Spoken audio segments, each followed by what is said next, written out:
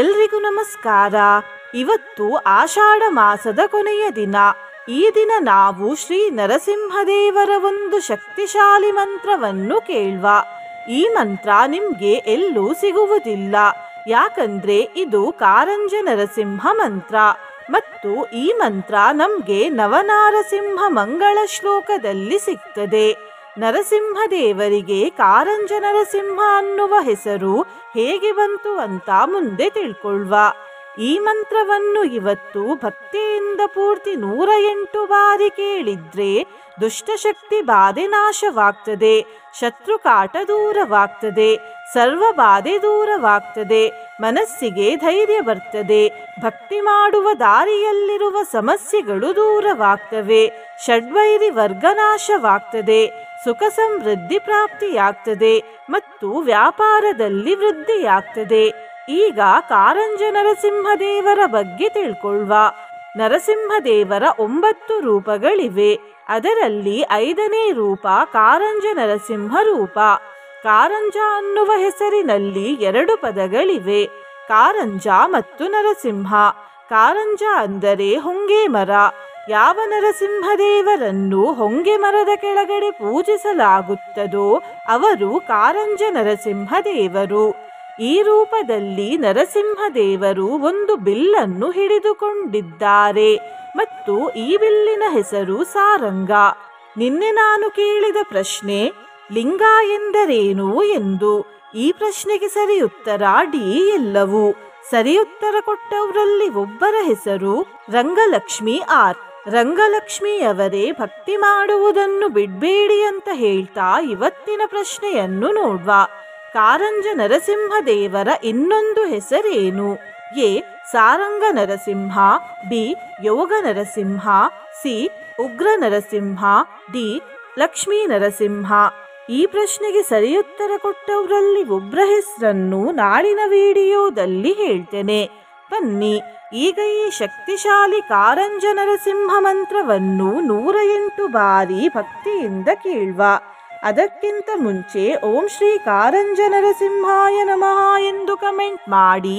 ಚಾನಲಿಗೆ ಹೊಸಬ್ರಾಗಿದ್ರೆ ಚಾನಲನ್ನು ಸಬ್ಸ್ಕ್ರೈಬ್ ಮಾಡಿ, ಹತ್ರ ಇರುವ ಬೆಲ್ ಬಟನ್ ಪ್ರೆಸ್ ಮಾಡಿ, ಆಲ್ ಅನ್ನುವ ಆಪ್ಷನ್ ಅನ್ನು ಸಿಲೆಕ್ಟ್ ಮಾಡಿ.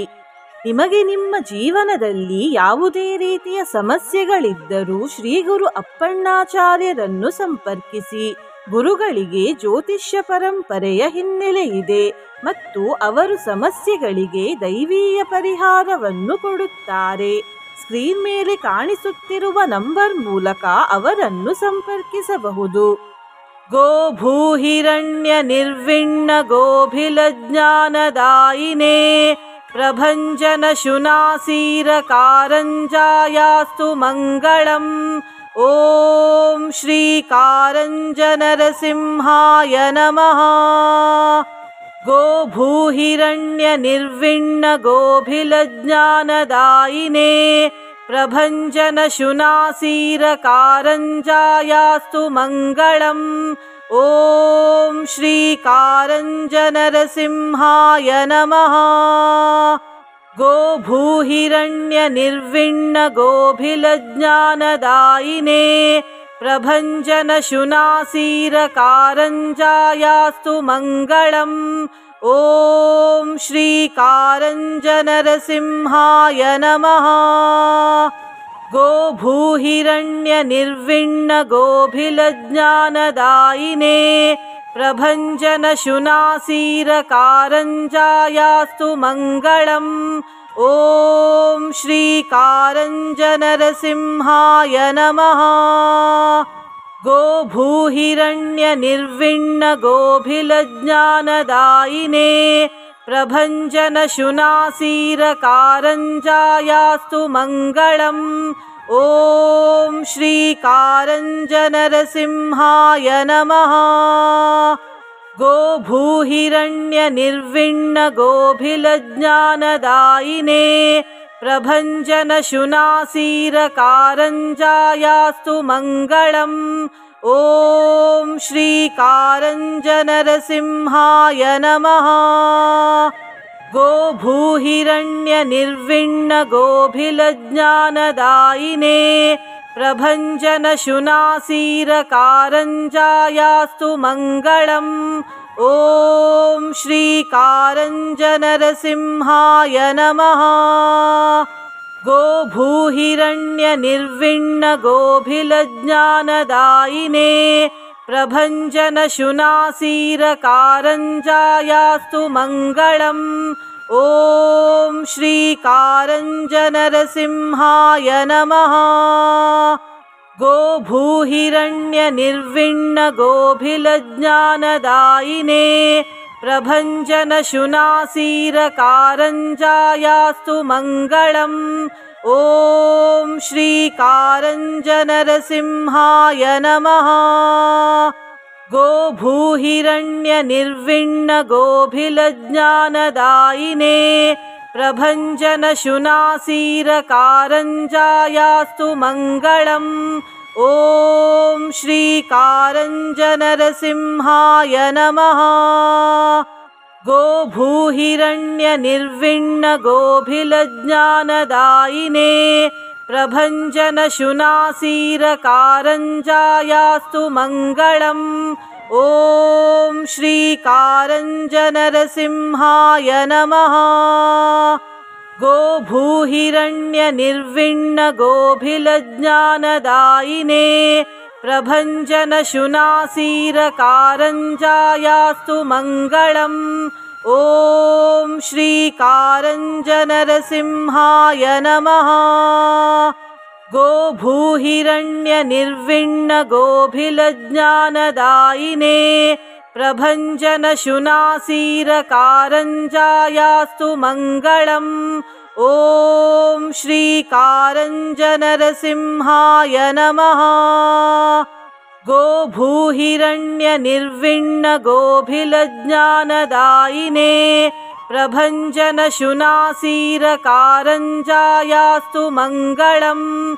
ॐ श्रीकारञ्जनरसिंहाय नमः। गोभूहिरण्यनिर्विण्णगोभिलज्ञानदायिने प्रभञ्जनशुनासीरकारञ्जायास्तु मङ्गलम्। ॐ श्रीकारञ्जनरसिंहाय नमः। गोभूहिरण्यनिर्विण्णगोभिलज्ञानदायिने प्रभञ्जनशुनासीरकारञ्जायास्तु मङ्गलम्। ॐ श्रीकारञ्जनरसिंहाय नमः। गोभूहिरण्यनिर्विण्णगोभिलज्ञानदायिने प्रभञ्जनशुनासीरकारञ्जायास्तु मङ्गलम्। ॐ श्रीकारञ्जनरसिंहाय नमः। गोभूहिरण्यनिर्विण्णगोभिलज्ञानदायिने प्रभञ्जनशुनासीरकारञ्जायास्तु मङ्गलम्। ॐ श्रीकारञ्जनरसिंहाय नमः। गोभूहिरण्यनिर्विण्णगोभिलज्ञानदायिने प्रभञ्जनशुनासीरकारञ्जायास्तु मङ्गलम्। ॐ श्रीकारञ्जनरसिंहाय नमः। गोभूहिरण्यनिर्विण्णगोभिलज्ञानदायिने प्रभञ्जनशुनासीरकारञ्जायास्तु मङ्गलम्। ॐ श्रीकारञ्जनरसिंहाय नमः। गोभूहिरण्यनिर्विण्णगोभिलज्ञानदायिने प्रभञ्जनशुनासीरकारञ्जायास्तु मङ्गलम्। ॐ श्रीकारञ्जनरसिंहाय नमः। गोभूहिरण्यनिर्विण्णगोभिलज्ञानदायिने प्रभञ्जनशुनासीरकारञ्जायास्तु मङ्गलम्। ॐ श्रीकारञ्जनरसिंहाय नमः। गोभूहिरण्यनिर्विण्णगोभिलज्ञानदायिने प्रभञ्जनशुनासीरकारञ्जायास्तु मङ्गलम्। ॐ श्रीकारञ्जनरसिंहाय नमः। गोभूहिरण्यनिर्विण्णगोभिलज्ञानदायिने प्रभञ्जनशुनासीरकारञ्जायास्तु मङ्गलम्। ॐ श्रीकारञ्जनरसिंहाय नमः। गोभूहिरण्यनिर्विण्णगोभिलज्ञानदायिने प्रभञ्जनशुनासीरकारञ्जायास्तु मङ्गलम्। ॐ श्रीकारञ्जनरसिंहाय नमः। गोभूहिरण्यनिर्विण्णगोभिलज्ञानदायिने प्रभञ्जनशुनासीरकारञ्जायास्तु मङ्गलम्। ॐ श्रीकारञ्जनरसिंहाय नमः।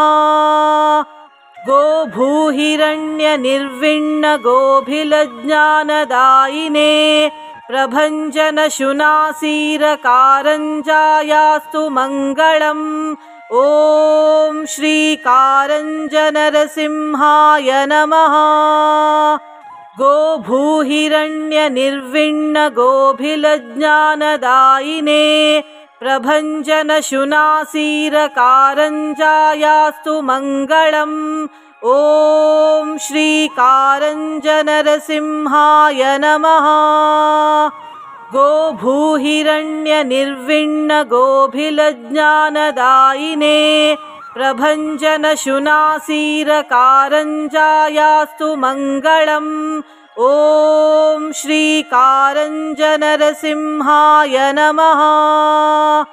गोभूहिरण्यनिर्विण्णगोभिलज्ञानदायिने प्रभञ्जनशुनासीरकारञ्जायास्तु मङ्गलम्। ॐ श्रीकारञ्जनरसिंहाय नमः। गोभूहिरण्यनिर्विण्णगोभिलज्ञानदायिने प्रभञ्जनशुनासीरकारञ्जायास्तु मङ्गलम्। ॐ श्रीकारञ्जनरसिंहाय नमः। गोभूहिरण्यनिर्विण्णगोभिलज्ञानदायिने प्रभञ्जनशुनासीरकारञ्जायास्तु मङ्गलम्। ॐ श्रीकारञ्जनरसिंहाय नमः। गोभूहिरण्यनिर्विण्णगोभिलज्ञानदायिने प्रभञ्जनशुनासीरकारञ्जायास्तु मङ्गलम्। ॐ श्रीकारञ्जनरसिंहाय नमः। गोभूहिरण्यनिर्विण्णगोभिलज्ञानदायिने प्रभञ्जनशुनासीरकारञ्जायास्तु मङ्गलम्।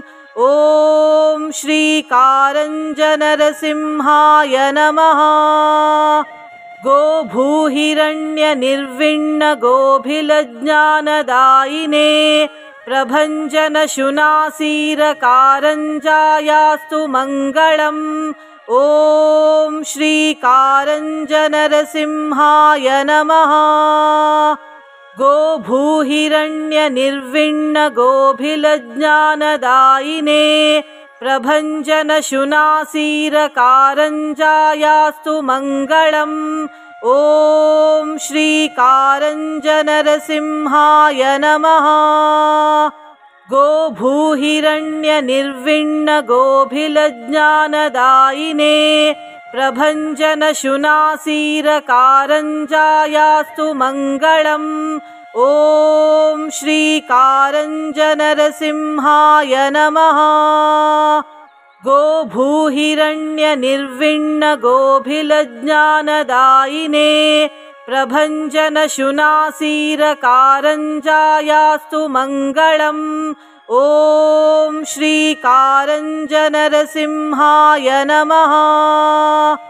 गोभूहिरण्यनिर्विण्णगोभिलज्ञानदायिने प्रभञ्जनशुनासीरकारञ्जायास्तु मङ्गलम्। ॐ श्रीकारञ्जनरसिंहाय नमः। गोभूहिरण्यनिर्विण्णगोभिलज्ञानदायिने प्रभञ्जनशुनासीरकारञ्जायास्तु मङ्गलम्। ॐ श्रीकारञ्जनरसिंहाय नमः। गोभूहिरण्यनिर्विण्णगोभिलज्ञानदायिने प्रभञ्जनशुनासीरकारञ्जायास्तु मङ्गलम्। ॐ श्रीकारञ्जनरसिंहाय नमः। गोभूहिरण्यनिर्विण्णगोभिलज्ञानदायिने प्रभञ्जनशुनासीरकारञ्जायास्तु मङ्गलम्। ॐ श्रीकारञ्जनरसिंहाय नमः। गोभूहिरण्यनिर्विण्णगोभिलज्ञानदायिने प्रभञ्जनशुनासीरकारञ्जायास्तु मङ्गलम्। ॐ श्रीकारञ्जनरसिंहाय नमः। गोभूहिरण्यनिर्विण्णगोभिलज्ञानदायिने प्रभञ्जनशुनासीरकारञ्जायास्तु मङ्गलम्। ॐ श्रीकारञ्जनरसिंहाय नमः।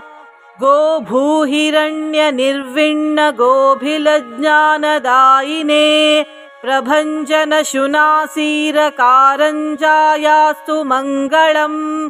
ॐ श्रीकारञ्जनरसिंहाय नमः।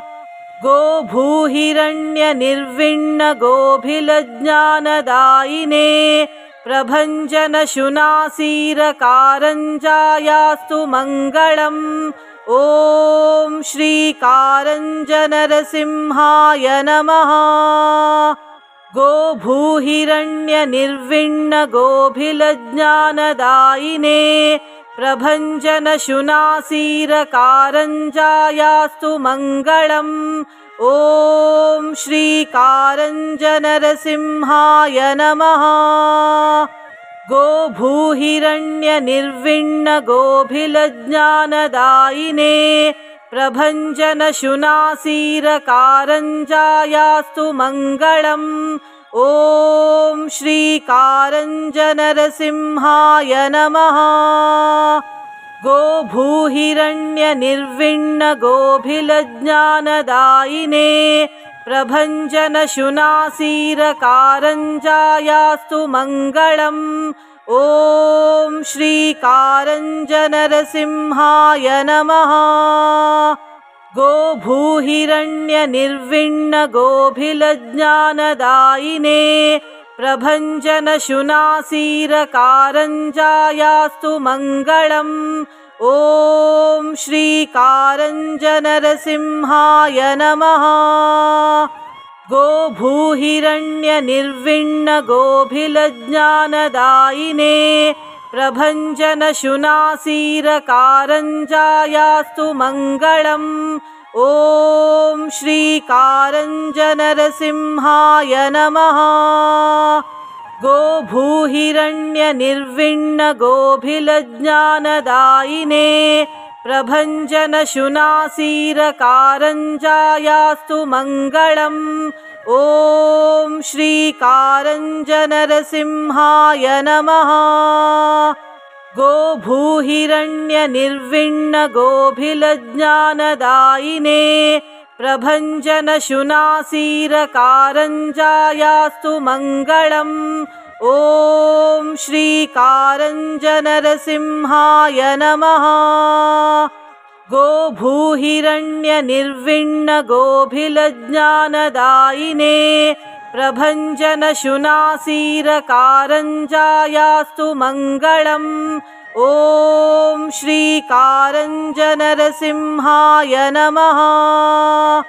गोभूहिरण्यनिर्विण्णगोभिलज्ञानदायिने प्रभञ्जनशुनासीरकारञ्जायास्तु मङ्गलम्। ॐ श्रीकारञ्जनरसिंहाय नमः। गोभूहिरण्यनिर्विण्णगोभिलज्ञानदायिने प्रभञ्जनशुनासीरकारञ्जायास्तु मङ्गलम्। ॐ श्रीकारञ्जनरसिंहाय नमः। गोभूहिरण्यनिर्विण्णगोभिलज्ञानदायिने प्रभञ्जनशुनासीरकारञ्जायास्तु मङ्गलम्। ॐ श्रीकारञ्जनरसिंहाय नमः। गोभूहिरण्यनिर्विण्णगोभिलज्ञानदायिने प्रभञ्जनशुनासीरकारञ्जायास्तु मङ्गलम्। ॐ श्रीकारञ्जनरसिंहाय नमः।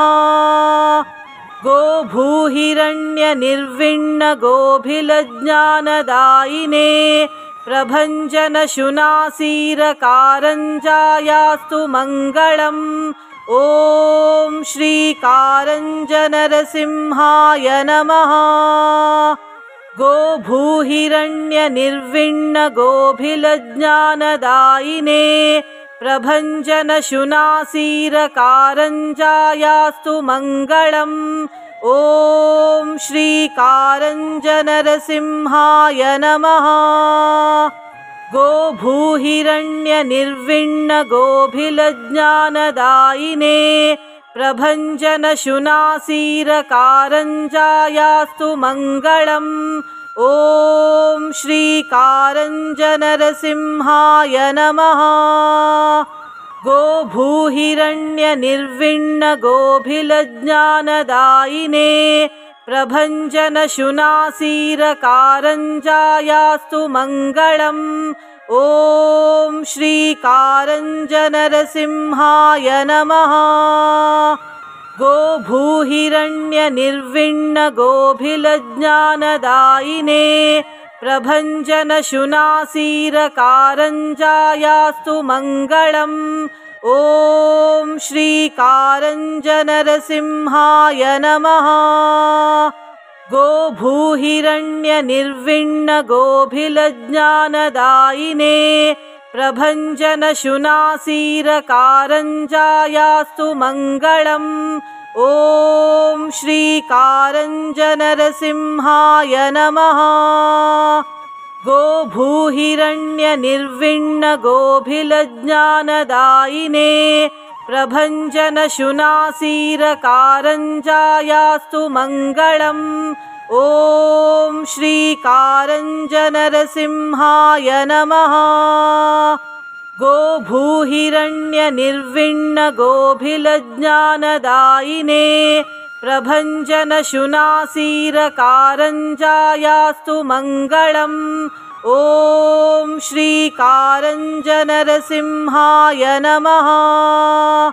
गोभूहिरण्यनिर्विण्णगोभिलज्ञानदायिने प्रभञ्जनशुनासीरकारञ्जायास्तु मङ्गलम्। ॐ श्रीकारञ्जनरसिंहाय नमः। गोभूहिरण्यनिर्विण्णगोभिलज्ञानदायिने प्रभञ्जनशुनासीरकारञ्जायास्तु मङ्गलम्। ॐ श्रीकारञ्जनरसिंहाय नमः। गोभूहिरण्यनिर्विण्णगोभिलज्ञानदायिने प्रभञ्जनशुनासीरकारञ्जायास्तु मङ्गलम्। ॐ श्रीकारञ्जनरसिंहाय नमः। गोभूहिरण्यनिर्विण्णगोभिलज्ञानदायिने प्रभञ्जनशुनासीरकारञ्जायास्तु मङ्गलम्। ॐ श्रीकारञ्जनरसिंहाय नमः। गोभूहिरण्यनिर्विण्णगोभिलज्ञानदायिने प्रभञ्जनशुनासीरकारञ्जायास्तु मङ्गलम्। ॐ श्रीकारञ्जनरसिंहाय नमः। गोभूहिरण्यनिर्विण्णगोभिलज्ञानदायिने प्रभञ्जनशुनासीरकारञ्जायास्तु मङ्गलम्। ॐ श्रीकारञ्जनरसिंहाय नमः। गोभूहिरण्यनिर्विण्णगोभिलज्ञानदायिने प्रभञ्जनशुनासीरकारञ्जायास्तु मङ्गलम्। ॐ श्रीकारञ्जनरसिंहाय नमः। गोभूहिरण्यनिर्विण्णगोभिलज्ञानदायिने प्रभञ्जनशुनासीरकारञ्जायास्तु मङ्गलम्। ॐ श्रीकारञ्जनरसिंहाय नमः। गोभूहिरण्यनिर्विण्णगोभिलज्ञानदायिने प्रभञ्जनशुनासीरकारञ्जायास्तु मङ्गलम्। ॐ श्रीकारञ्जनरसिंहाय नमः। गोभूहिरण्यनिर्विण्णगोभिलज्ञानदायिने प्रभञ्जनशुनासीरकारञ्जायास्तु मङ्गलम्। ॐ श्रीकारञ्जनरसिंहाय नमः। गोभूहिरण्यनिर्विण्णगोभिलज्ञानदायिने प्रभञ्जनशुनासीरकारञ्जायास्तु मङ्गलम्। ॐ श्रीकारञ्जनरसिंहाय नमः। गोभूहिरण्यनिर्विण्णगोभिलज्ञानदायिने प्रभञ्जनशुनासीरकारञ्जायास्तु मङ्गलम्। ॐ श्रीकारञ्जनरसिंहाय नमः। गोभूहिरण्यनिर्विण्णगोभिलज्ञानदायिने प्रभञ्जनशुनासीरकारञ्जायास्तु मङ्गलम्। ॐ श्रीकारञ्जनरसिंहाय नमः। गोभूहिरण्यनिर्विण्णगोभिलज्ञानदायिने प्रभञ्जनशुनासीरकारञ्जायास्तु मङ्गलम्। ॐ श्रीकारञ्जनरसिंहाय नमः। गोभूहिरण्यनिर्विण्णगोभिलज्ञानदायिने प्रभञ्जनशुनासीरकारञ्जायास्तु मङ्गलम्। ॐ श्रीकारञ्जनरसिंहाय नमः। गोभूहिरण्यनिर्विण्णगोभिलज्ञानदायिने प्रभञ्जनशुनासीरकारञ्जायास्तु मङ्गलम्। ॐ श्रीकारञ्जनरसिंहाय नमः। गोभूहिरण्यनिर्विण्णगोभिलज्ञानदायिने प्रभञ्जनशुनासीरकारञ्जायास्तु मङ्गलम्। ॐ श्रीकारञ्जनरसिंहाय नमः। गोभूहिरण्यनिर्विण्णगोभिलज्ञानदायिने प्रभञ्जनशुनासीरकारञ्जायास्तु मङ्गलम्।